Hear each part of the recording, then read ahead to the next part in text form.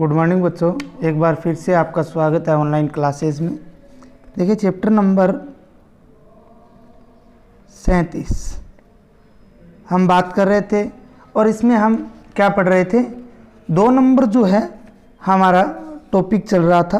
2 number कौन सा? Chromosomal mutation. क्या चल रहा था? Chromosomal mutation. ठीक है।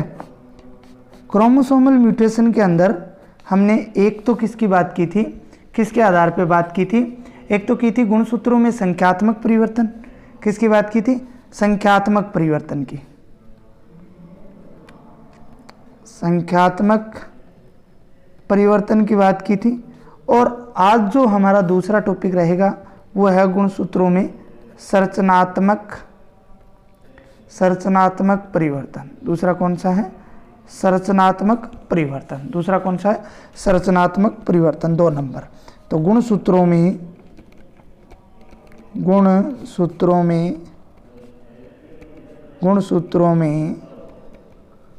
संरचनात्मक परिवर्तन।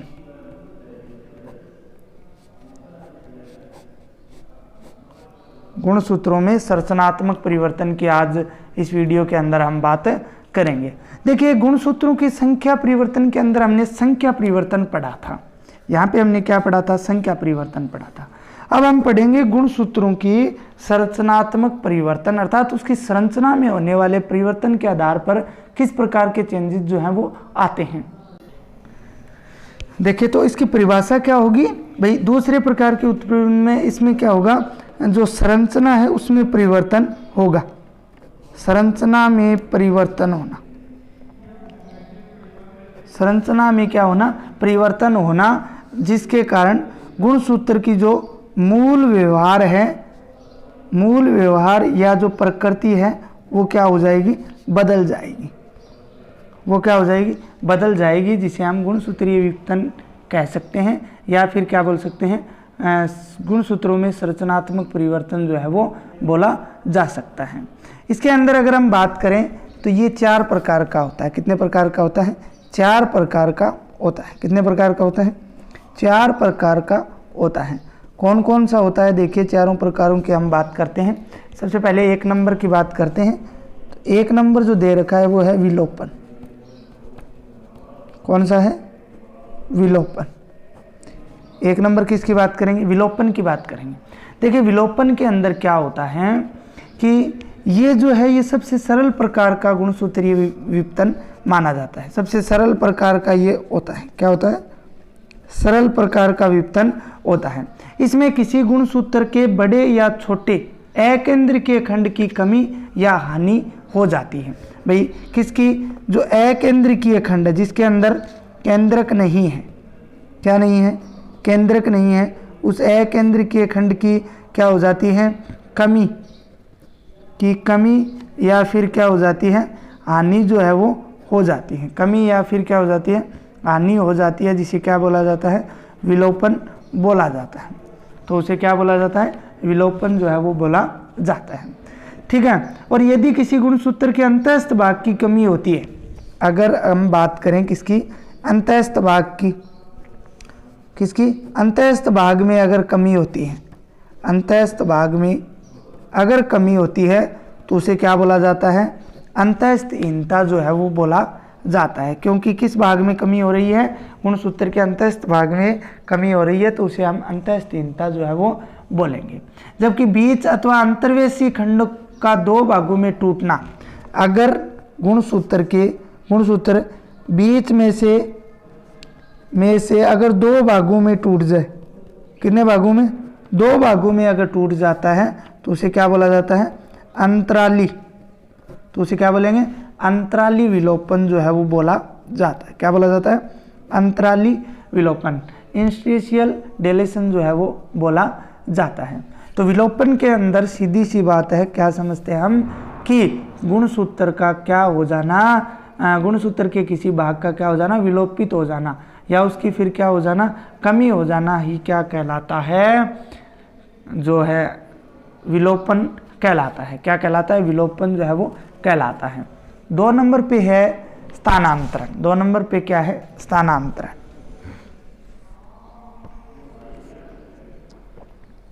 स्थानांतरण, स्थानांतरण अर्थात इंग्लिश में अगर बात करें तो ट्रांसफॉर्मेशन बोल सकते हो या फिर ट्रांसलोकेशन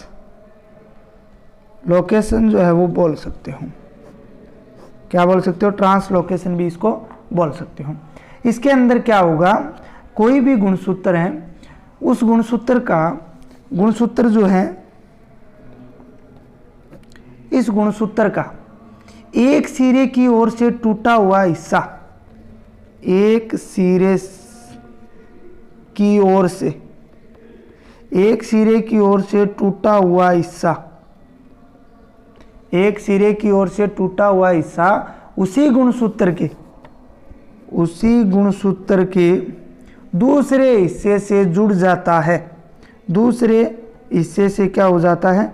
जुड़ जाता है, तो उसे क्या बोलते हैं? या फिर अगर हम बात करें असमजात गुणसूत्र से जुड़ जाए तो उसे हम क्या बोलेंगे? ट्रांसलोकेशन या फिर स्थानांतरण जो है वो कहा जाता है, या फिर स्थानांतरण गुणसूत्रीय विपतन कहा जाता है। सीधी सी बात है, मान लीजिए ये गुणसूत्र है, ठीक है। इस प्रकार से गुणसूत्र की संरचना जो होती है, यहाँ से भाग टूटा और वो यहाँ आके जुड़ गया, या फिर असमजात गुणसूत्रों से जुड़ा, ठीक है, तो उसे क्या बोलेंगे? स्थानांतरण बोलेंगे। एक सिरे से दूसरे सिरे की ओर क्या हो जाना? स्थानांतरण हो जाना ही क्या कहलाता है? स्थानांतरण संरचनात्मक परिवर्तन जो है वो कहलाता है।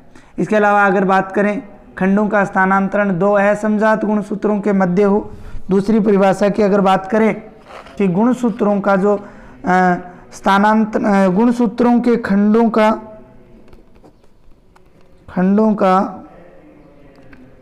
स्थानांतरण, खंडों का स्थानांतरण दो असमजात गुणसूत्र के मध्य पारस्परिक हो तो उसे क्या बोला जाता है? मध्य पारस्परिक हो तो उसे क्या बोला जाता है? पारस्परिक, क्या बोला जाता है? पारस्परिक स्थानांतरण बोला जाता है। खंडों का स्थानांतरण दो असमजात गुणसूत्रों के मध्य पारस्परिक हो तो उसे क्या बोलेंगे? पारस्परिक स्थानांतरण बोला जाता है। स्थानांतरण उसको क्या है? बोला जाएगा। असमजात दोनों असमजात हो तो उसे क्या बोलेंगे? पारस्परिक स्थानांतरण जो है वो बोला जाता है। इस प्रक्रिया में भी स्थान प्रभाव के कारण स्थिति के लक्षण में क्या आ जाता है? परिवर्तन आ जाता है। ठीक है, ये हो गया स्थानांतरण। तो विलोपन के अंदर क्या था भाई? किसी भाग का विलोपित हो जाना गुणसूत्र के। स्थानांतरण में भाग टूटा जरूर है लेकिन दूसरे हिस्से से जुड़ गया तो वो क्या हो गया? स्थानांतरण हो गया, न कि विलोपन। 3 नंबर की बात करते हैं तो वो है प्रतिलोमन व्युत्क्रमण। प्रतिलोमन व्युत्क्रमण अर्थात इसको इंग्लिश में अगर बात करें तो इन्वर्स नाम सुना होगा आपने, इन्वर्सन इसको बोला जाता है। देखिए प्रतिलोमन व्युत्क्रमण में क्या होगा? इसमें गुणसूत्र का एक भाग उल्टे क्रम में पुनः व्यवस्थित हो जाता है। गुणसूत्र का एक भाग जो है वो उल्टे क्रम में पुनः व्यवस्थित हो जाता है। इसे क्या बोलते हैं? प्रतिलोमन। प्रतिलोमन का मतलब क्या है? इन्वर्स अर्थात उल्टा। तो उसमें वो क्या हो जाता है? व्यवस्थित हो जाता है। इसमें गुणसूत्र पहले 2 बिंदुओं पर खंडित हो जाता है तथा ये टूटा हुआ खंड 180 डिग्री पर घूम जाता है। कितने डिग्री के ऊपर घूम जाता है? 180 डिग्री के कोण पर जो है वो घूम जाता है तथा घुमा हुआ भाग पुनः मिल जाता है। देखिए यहाँ से अगर कोई टूटा भाग है तो 180 डिग्री पर घूम के इसी भाग से क्या है? वापस जो है वो मुड़ जाएगा। ठीक है ना? इस प्रकार से यहाँ से ये वापस इस प्रकार से उससे मिल जाएगा तो उसे क्या बोलते हैं? प्रतिलोमन व्युत्क्रमण बोला जाता है। इस प्रकार की स्थिति में गुणसूत्र का जीन प्रारूप जो है वो अपरिवर्तित रहता है। जीनोटाइप जो है वो नहीं बदलेगा। Genotype no change. ठीक है, जीनोटाइप में कोई परिवर्तन जो है वो नहीं होगा। किंतु जो लक्षण प्रारूप है उसमें परिवर्तन आता है। फिनोटाइप जो होता है, फिनोटाइप के अंदर जो है चेंजेस आएंगे। फिनोटाइप जो है वो क्या हो जाएगा, चेंज हो जाता है। ठीक है, अब हमारा लास्ट जो है 4 नंबर बात करते हैं। 4 नंबर जो है वो है, इसमें देखिए 4 नंबर से पहले मैं आपको बताता हूँ प्रतिलोमन व्युत्क्रमण जो होता है इसमें जो जीनोटाइप है वो चेंज नहीं होता है, फिनोटाइप जो है वो चेंज हो जाता है। तो इस प्रक्रिया में जीन लॉक्स में परिवर्तन आता है, इसे हम स्थान प्रभाव भी कहते हैं। इस प्रकार से क्या होगा, स्थान जो जीन लॉक्स है उसमें परिवर्तन आ जाता है, जिसे हम क्या बोलेंगे, स्थान प्रभाव कहा जाता है। और ये स्थान प्रभाव 2 प्रकार का होता है। कितने प्रकार का होता है, 2 प्रकार का होता है। एक तो हो गया परिकेंद्री, एक तो क्या हो गया परिकेंद्री, ठीक है, एक क्या हो गया परिकेंद्री, और दूसरा जो है वो है पराकेंद्री। परिकेंद्री की बात करें तो इस प्रकार के प्रतिलोमन में प्रतिलोमित खंड में सेंट्रोमियर उपस्थित होता है। कौन उपस्थित होगा, गुणसूत्र का कौन सा भाग, सेंट्रोमियर भाग उपस्थित होगा। कौन सा भाग उपस्थित होगा, सेंट्रोमियर। पराकेंद्री के अंदर अगर बात करें तो इस तरह के प्रतिलोपन में जो क्या होगा, सेंट्रोमियर प्रतिलोपित खंड के बाहर लगा हुआ रहता है। जो खंड उल्टा जुड़ेगा उसके क्या है, सेंट्रोमियर है वो बाहर की तरफ जुड़ा रहेगा, जिसे पराकेंद्री। परा का मतलब बाहर की ओर, परी का मतलब अंदर की ओर। 4 नंबर है लास्ट द्विगुणन।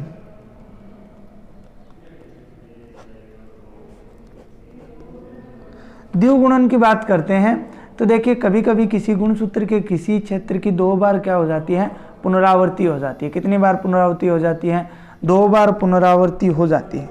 गुणसूत्र की क्या हो जाती है, 2 बार जो है वो पुनरावृत्ति है वो हो जाती है। तब इन जीनों को हम द्विगुणन या फिर क्या बोलेंगे इंग्लिश में डुप्लीकेशन बोलेंगे। 2 बार क्या हो जाती है, पुनरावर्तित हो जाती है। एक रियल होता है, एक डुप्लीकेशन होता है, तो इसे क्या बोलेंगे, द्विगुणन जो है वो बोला जाता है। इसके अलावा गुणसूत्र के ये अतिरिक्त टुकड़े द्विगुणित गुणसूत्र किसी मध्य हिस्से में अथवा सिरे पर अथवा किसी अन्य क्रम से जाकर क्या हो जाते हैं, जुड़ जाते हैं। ठीक है, तो दूसरा जो है वो अन्य किसी भाग पर क्रोमोसोम के जाकर क्या है, जुड़ जाते हैं। तो प्यारे बच्चों, विलोपन का मतलब संख्यात्मक परिवर्तन की बात करें तो संरचना में परिवर्तन, विलोपन की बात करते हैं तो किसी भाग का विलोपित होना, संतानांतरण की बात करते हैं तो कोई भाग टूटकर अन्य एक सिरे से टूट के दूसरे सिरे पे जुड़ना, प्रतिलोमन का मतलब उल्टे 180 डिग्री कोण पर आकर उसी स्थान पे जुड़ना, उल्टा हो जाना, परिकेंद्री मतलब अंदर की तरफ, पराकेंद्री का मतलब बाहर की तरफ जुड़ना, द्विगुणन का मतलब गुणसूत्र की 2 बार क्या हो जाना, पुनरावृत्ति हो जाना।